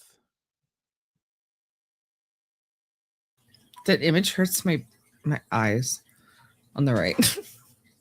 Well, but this is the standard that okay, so like on the right, the right infographic is just showing like men tend to go like standard deviation of like 1 point. So like number 9 is either like 10, 9, 8, but not a 1. Or someone that's a 1 standard deviation of a 1 or a 2. But women only want like the top 20 percentile of men kind of thing. Yeah. So that's the what he's talking about. And like, you remember when the media was like, oh, Pierre's trying to court incels. Yeah. So it's something like only 20% of all people that have lived have actually been able to reproduce. 20? Something like that. Jesus. I feel like everyone and their babies are getting pregnant. Let's see if I can. Let's see. Okay, so hold on. So so this is saying this is false. The claim that only roughly 20 people reproduce is inaccurate.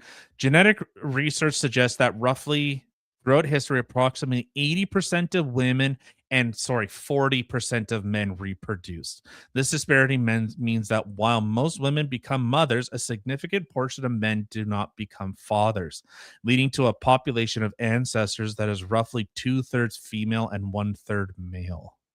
Sounds like a lot of men walking around with multi-baby mamas. What? It's literally the opposite. 80% of women reproduce while only 40% of men do. Well, yeah. No. Because if you're one man and you're going and impregnating 5 people, that makes sense because there's more women than men. So 1 man to 5 women. Okay, I think I get what you're trying to say. Okay, so studies such as those by Jason Wilder and colleagues indicate that women outnumber men in the ancestral line. There you go. No, so that I get what you were trying to say, but no. Ancestral line of today's human population by a ratio of 2 to 1. So there's actually historically more women than there are men that reproduce. This imbalance is attributed to higher variance in male reproductive success, while a smaller percentage of men, example 40%, contributed genetically to subsequent generations compared to women's 80%. So that's why. So genetic, that's how you're getting that difference. Although I can see kind of your argument that like if men just like one man bangs like a bunch of chicks, but I don't know. Well, that's interesting. Makes complete sense to me because you have one man who is with 5 women. You have one man who has 6 different baby mamas, 7, 4, whatever. So it's what? So it wasn't a dumb thing. Oh, thank you. So it makes complete sense to me. Women are just bouncing all over the place, getting impregnated by a bunch of men, and there's not very many men out there, so they're just impregnating a whole bunch of people. Yeah, no, I get what you're saying. I think this is just saying that most men don't get to reproduce while most women do. I feel like I said more, which would then in turn make my statement true. Approximately 80% of women, 80% of women get to reproduce. Mm-hmm. And 40% of men get to reproduce. Yeah, the 40% of men are impregnating the 80% of women. Right. So I think we're in agreement. I think we're kind of talking past each other a little bit. Maybe, I don't know.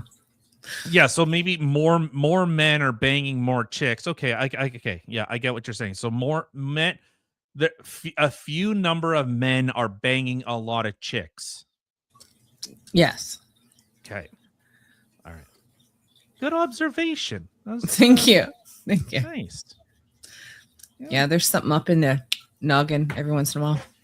Yeah. So this is just kind of the like the bigger idea of like the guy saying like, you know, involuntary. Yeah, I'm talking about the other 6. Yes, thank you, Tinker. Yes. So the other 60% of men just don't. They're not.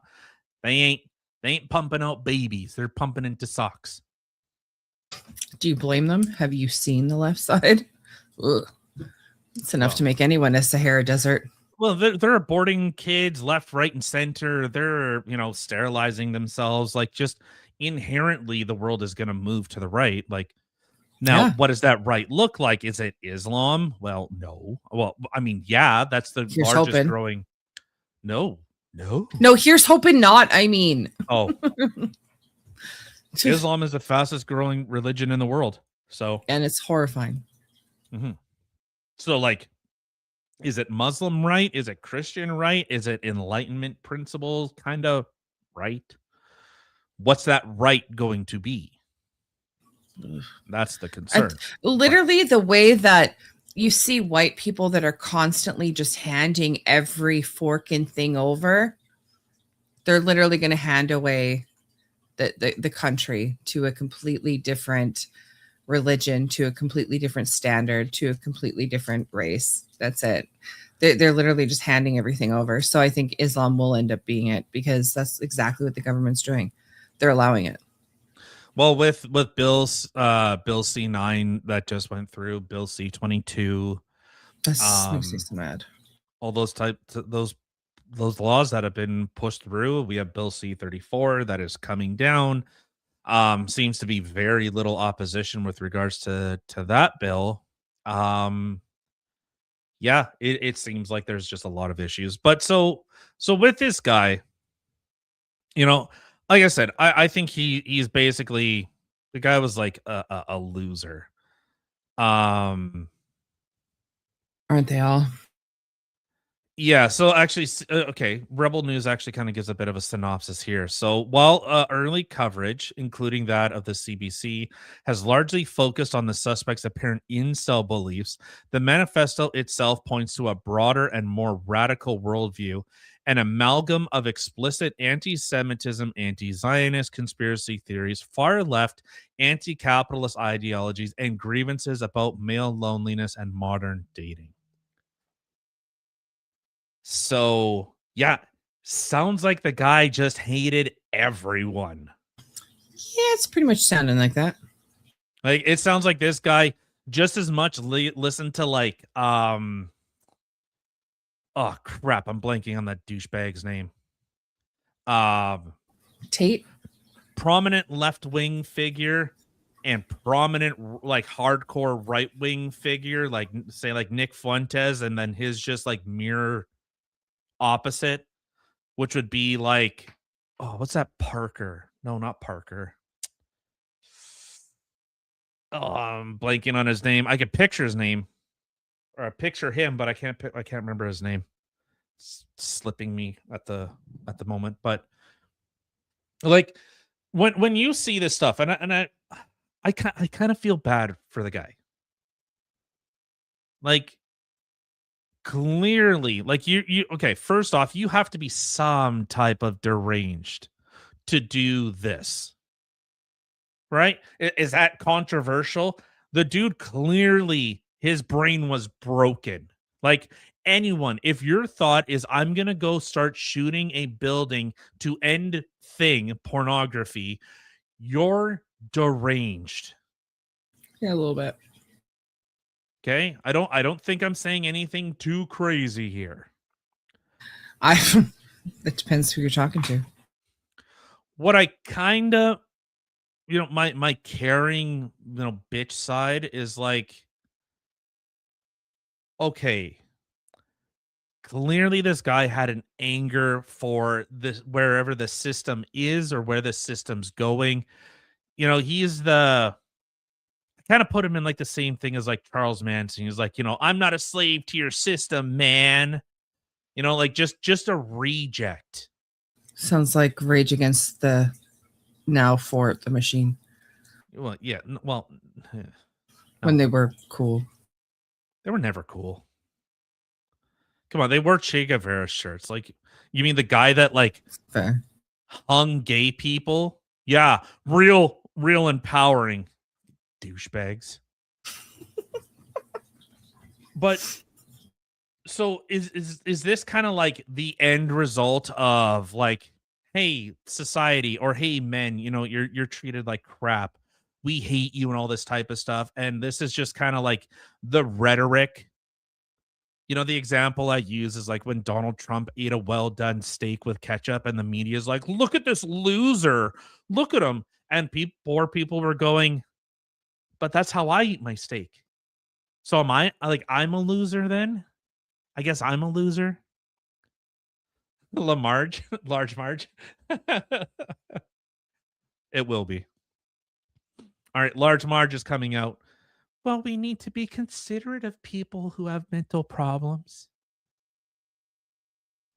So, like, I kind of look at this scenario as someone who's,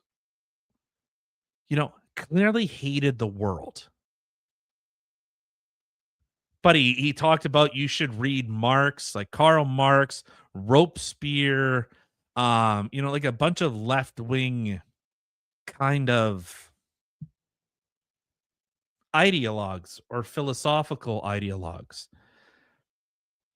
And like, I think I think the most dangerous thing for guys is like when guys don't have purpose. When we no longer have purpose, like dangerous stuff starts happening. This is why we see suicide rates go up. This is why, kind of it feels good. Like when I'm working on the semi, like I spent 2 days. I spent like all Saturday, like Friday, Saturday, and Sunday, sanding the semi, getting it prepped for paint, painting it, doing the wiring and all that stuff. Like it gives you purpose. Picking up heavy stuff, cutting things. And I mean like say like cutting down trees or building something, having that purpose, a reason to get up in the morning. And when you see like a media or a society that's like, yeah, you're a loser, you should just go wither away in your mother's basement and die. It's like, that's where I kind of feel bad. Because like, did this need to happen? Like, what if this guy, had a girlfriend? Or, yeah, men need a project. You need a reason to get up. What if he had a girlfriend? Or, maybe whatever it was, whatever his purpose or whatever purpose he felt he needed. I kind of look at that. I look at the cost of a life. And this was a life that was wasted. And that's been my focus with all of this stuff. The shooter in Tumbler Ridge. Like that was a life, that was an opportunity. And because of whatever it is, the societal implications, is this the society? Is this, bit my tongue. Is this just like the end result of like utilitarianism? Like you're only as useful as you are to the collective, and until like once you're no longer, you're worthless. Correct. Yeah. So, I in any of those scenarios, that's ultimately what I see is this is a person I think that was kind of let down. Maybe they weren't given not a tree life, Kim. Yeah, exactly. What? Save the trees. I would stand You know in what front I'm of that saying, tree though? I was hugging earlier. Mm-hmm. But you know what I'm saying? Like, what if someone just told this guy, you know, let's go somewhere, and you know what? Here's, we'll introduce you to some people, or come on over, let's play D&D or something, or come over, watch a movie, right? Like something like that. Or is it because society is just so ineffectual, so uncaring? It just does this. Like I said, look at how the media with Pierre and the whole MGTOW thing, they're like, he's courting losers. And it's like, think of like kids that are like trying to get a girlfriend, trying to get a start in life, trying to find purpose, a reason, need guidance, and they're going, you're a loser. Look at you in your mom's basement, you loser. You can't get a job, can't get a girl, can't do anything, you loser. It's like that. And it's like, man, the kids barely got their first hand on the ladder, on the rung of the ladder, and you're stomping on their freaking hand. Yeah. They couldn't even start climbing that ladder. I don't know. That's the way I see it. Not gonna lie, it's so much fun. When we played, he was the dungeon master. Oh my god. I gotta tell you, this guy, the ideas that he gets you in there. It's fantastic. I love it. Yeah, so I don't know. That's the way I see it. I don't know what's your opinion on this? Like, are you familiar with the story? No. Okay, so basically this guy went up to this building, tried to break in because it was the headquarters of Pornhub. Which makes no sense. Ended up getting into a shootout with police, killed one police officer. There was an innocent bystander that was killed, and then he was shot and killed. Good riddance. Wow. That's I thought ridiculous. you knew about this story. I had no idea about this story. Nope. Oh, well then, my apologies. I thought I could have sworn that we talked about it, or you I don't know. Maybe I misremembering. But yeah. Yeah, no, that's really sad. Apparently someone wants to decide to shoot buildings and 2 innocent people get killed because of his absolute stupidity. I don't really care that he lost his life because he decided to take others, but yeah, so in his manifesto, he lists dozens of valid potential Class A targets, including international real estate brokerages, private equity firms, elite bankers and politicians, influential Zionists, private healthcare and oil CEOs, plastic surgeons, cryptocurrency leaders, the headquarters of all corporations with ties to Zionism, aka IBM, Microsoft, Boeing, and pickup artists, among others. Notably, one of the targets mentioned is the headquarters of international pornography companies and those who actively promote pornography to the public. okie dokie. Right? So when you hear the media is like, oh, look, he was just an incel, blah, blah, MGTOW loser. It's like, wait, No, but he he was- hated those people. Yeah. Like, clearly someone that had mental issues and that hated the people you're claiming that he's part of. So maybe, I don't know, read a little more. right. And that's the thing. Like, that's why I think, like, what if this guy was just invited out? Hey, come to the bar. We're grabbing drinks after blah, blah, blah. Or gave him a phone call. Like, when's the last time you phoned your friend and it was just like, hey, man, how's it going? Like, just to check in. And like, what if that was like the phone call when they're putting the noose around their neck that stopped them?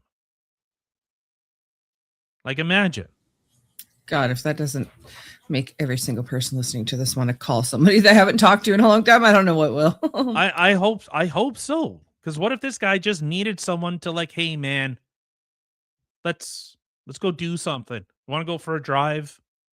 Yeah. You know, you know what, Becky? You know, she was a bitch. No one really liked her anyways. You're so much better than her. Don't worry, man. Don't worry about it. Tomorrow's always better. I don't know. That's like I said, that's me anyways, but it's very possible indeed. Yeah. So, I can't get the video to play. That maybe I have to go to the original. But like, do you have any opinions on it? Because if not, then we'll shift gears. We can shift. I said what I had to say. Okay. I can't get it to play, JT. Although, yeah, I'm pretty sure we have played it. But hold on. You're trying to get the. Is it on X? Yeah. Yeah. Just look at notifications. Oh, right. My computer's not letting me sign into freaking X right now. Oh, that's right. Hold on. Let me check something else. All right. Well, I'll give you a minute, and if you can't, then we'll move on to the last segment of Bury the Beaver. Oh, God, what did I just see? Oh, kind of want to go back. However, okay, hold on.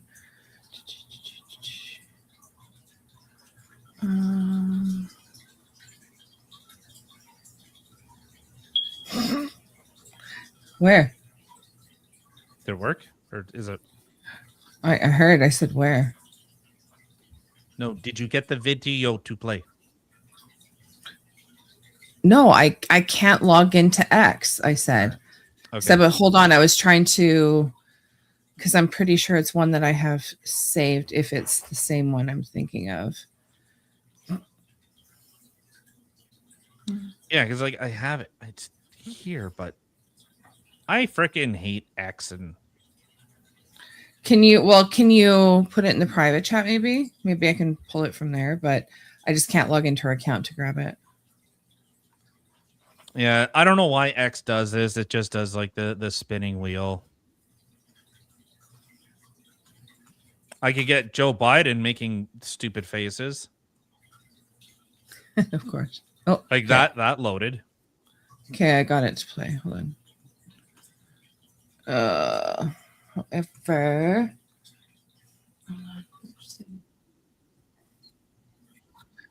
oh, this is not the one that we watched. Okay, hold on.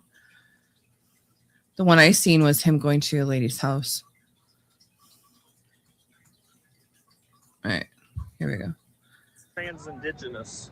Trans-indigenous. Are you cis American? Indigenous for ICE. We love ICE. We love ICE. We love ICE. We love ICE. Deport them all. You're all trespassers on our land. Well, trans-indigenous people are indigenous people, and you're all trespassers on our land. And we want Bovino to deport all of you guys. We love ICE. Trans natives love ICE. We love ICE. What nation are we you love from? ICE. The trans nation. The duh. Trans nation is just as valid as cis nations. You're not trans native phobic, are you? No, but I'm okay. not. You're a cis American. I'm trans indigenous. You really need to check your privilege because you're talking to a beautiful trans indigenous person of color right now. I believe that I am. Learn more about. I'll He's blocking him off. Oh my God! And I'm trans pigmented, and I'm trying to educate you. So my name's Walking Tomahawk. Walking. Chad, nice to meet you. Nice meeting you. Walking Tomahawk and Chad here, out supporting ICE because we love ICE. They need to deport all the cis illegals that came here illegally. We love ICE. I speak for all Native American people when I say we love ICE. We love ICE. And trans indigenous people are indigenous people, and this is my land. And you need to check your privilege because you're talking to a beautiful, trans-pigmented, trans-indigenous man of color. What do you mean by trans-pigmented? I was assigned white at birth. Ew. My parents' bigoted doctor, but I identify as Native American. Okay. Oh, jeez. And trans natives are natives, and we're just as valid as cis natives. Sound familiar? Not exactly. It's gender ideology. Gender ideology. Okay, you got it. Right? Isn't it? You know, I've talked about this before. Why? Why do certain ideologies fall under certain trends? Like every leftist, like everyone that, well, I shouldn't say every leftist, because like, well, duh.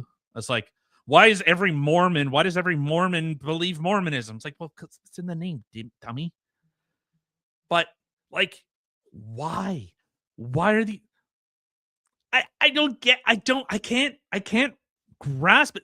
I think the dude at first was like genuinely like, oh, I'll have to learn about trans indigenous people. 1000%. He was totally into it until right at the end there when he finally realized that he said that we're for ICE. He said it multiple times and the guy's just like, yuck. And then finally it was like, wait, no. Bad ICE. Yeah, we don't like ICE. No, we do. We want you people out of here. And this is the same thing that I say. Like every like NDP, every single like liberal that sits there and goes, we're colonizers, or there's no theft on stolen land or whatever, blah blah blah. And like, okay, when are you leaving? When are you leaving? As a native, when are you leaving? Get off my land. What are you doing? But they go, well, but not me. Well, why not? You want everyone else to, but not you?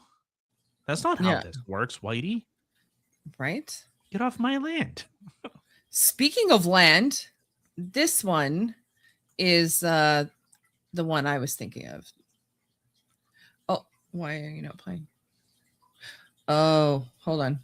I don't know, but no, enough.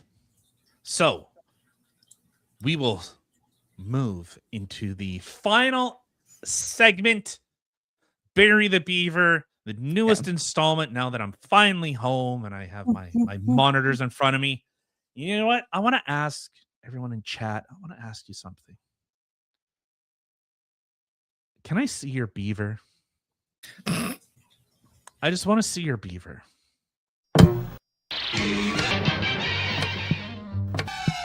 In power of the man of steel.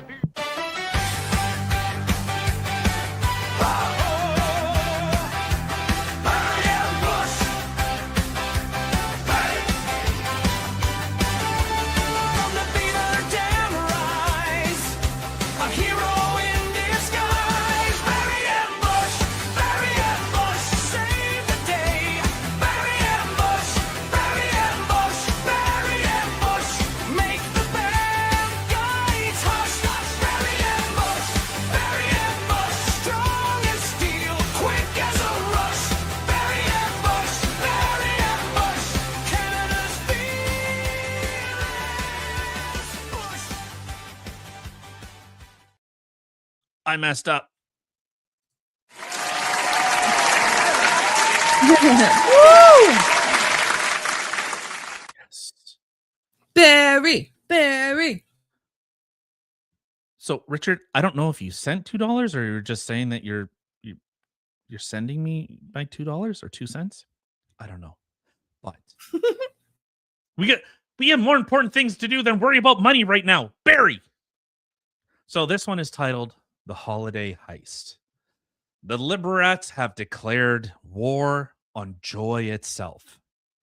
In a grand national address, Carney stood before a sea of rainbow flags and announced, Canada Day, Thanksgiving, and all other outdated colonial holidays are hereby canceled. From now on, we will only celebrate Equity Awareness Days, days dedicated to guilt, apologies, and mandatory workshops on why everything you love is problematic.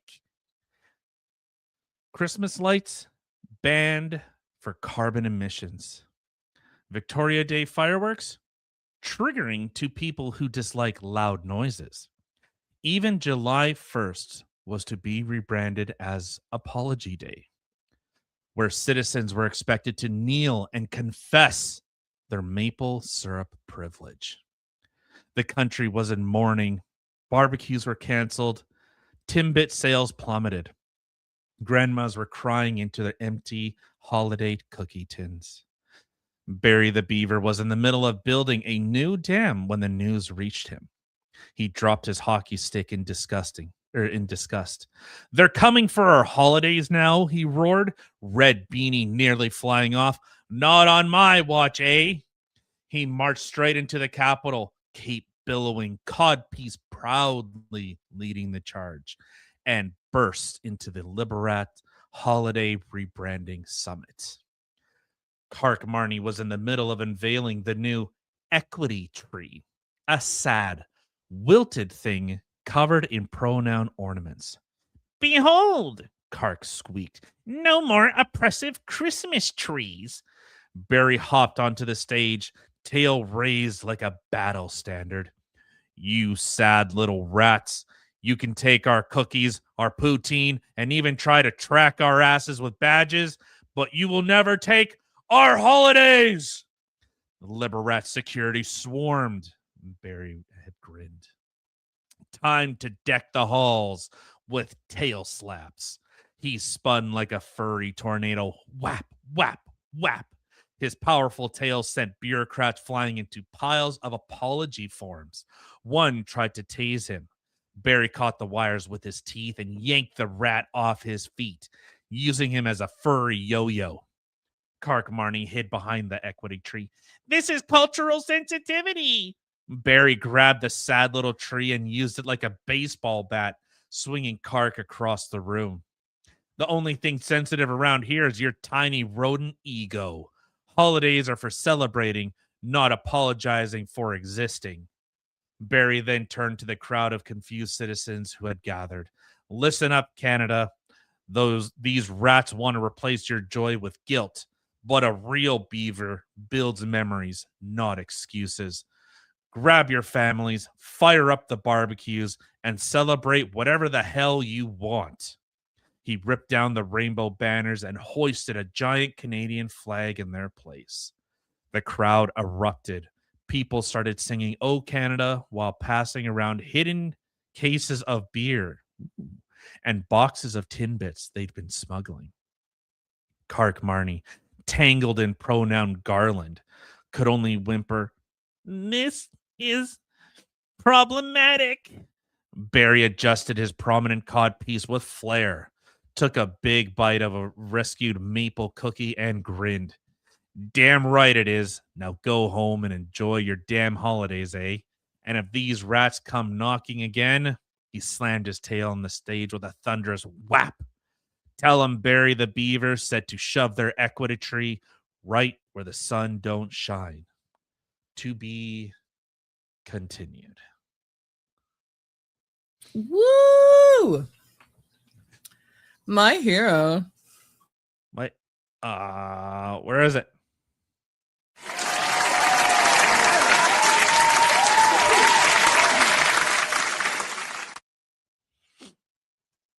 So, there we go. The newest installment in, I don't know, in the thingy. Oh, whoops. Oh, sorry, I put that there. There we go. In the thingy? Oh, want to see my beaver. Yeah. Wait, $2? That's it? You're cheap. That's what I said. It's like, that's cheap. Only because you're Canadian. That's dirt cheap. Count for inflation, though. All right. So, with that, Kim, let's get out of here. All right. All right. Thank you to everybody. If you are returning, we love you. If you are new here and you haven't already, not really sure why, feed the plant, please. Feed me all night long. Otherwise, we are live every Monday and Wednesday at 8 p.m. ish Central Time on X, Rumble, and YouTube. and also live every Saturday. We're changing up the time this week. Normally it's 1 p.m. We're going to try to change it to 5 p.m. Central Time. And you can check us out in all the other places listed in the description box below. Otherwise, we hope you have a fantastic rest of your day and be kind to one another. We out.